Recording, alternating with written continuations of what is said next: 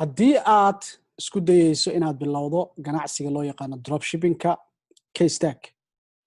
dropshippingka lagu sameeyo USA gudaheeda dalka Mareykanka gudihiisa ma shaqeeyo waxaa laga yaabaa inaad daawanayso fiidiyoyo YouTube ku jira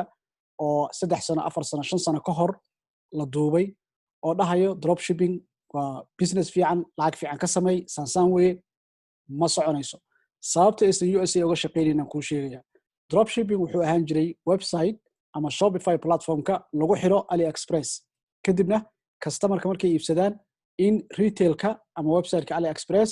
alaabta inay soo diraan customerka toos ugu diraan adigana faa'iido ka samayso